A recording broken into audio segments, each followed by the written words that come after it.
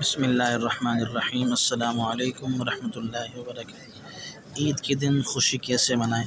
الحمدللہ عیدین کے دن خوشی اور مسرت کے دن ہیں، اور ان ایام میں کچھ عبادات، آداب اور عادات بھی مختص ہیں، جن میں سے کچھ یہ ہیں: غسل کرنا، یہ عمل صحابہ کرام سے ثابت ہے۔ نمبر 2، نئے کپڑے پہننا۔ چنانچہ اس بارے میں عبداللہ بن عمر رضی اللہ عنہ کہتے ہیں کہ سیدنا عمر رضی اللہ عنہ نے بازار سے ریشمی جبہ خریدا اور رسول اللہ کے پاس لے آئے۔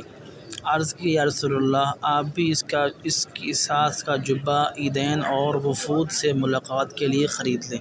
تو آپ نے فرمایا، یہ ایسے شخص کا لباس ہے جس کا آخرت میں کوئی حصہ نہیں، یعنی آپ کا معاملہ ریشمی پر تھا، باقی خریدتے تھے اور پہنتے تھے اس موقع پر۔ ابن رجب حنبلی رحمۃ اللہ علیہ کہتے ہیں، بہقی نے صحیح سند کے ساتھ نافع سے نقل کیا کہ ابن عمر رضی اللہ عنہما عیدین کے موقع پر اچھے سے اچھا لباس پہنتے تھے۔ نمبر 3، اچھی خوشبو لگانا۔ ابن عمر رضی اللہ عنہ سے ثابت ہے کہ وہ عید الفطر کے دن خوشبو لگاتے تھے۔ یہ چیزیں زیب کرنا، اچھی خوشبو وغیرہ لگانا، عورتوں کی طرف سے گھر کی چار دیواری میں خاوند، محرم اور گھر کی عورتوں کے سامنے ہوگا۔ نمبر 4، تکبیریں کہنا۔ نمبر 5، رشتہ داروں سے ملاقاتیں کریں۔ نمبر 6، مبارکباد دینا۔ اس کے لیے بھی کوئی اچھے الفاظ استعمال کر سکتے ہیں۔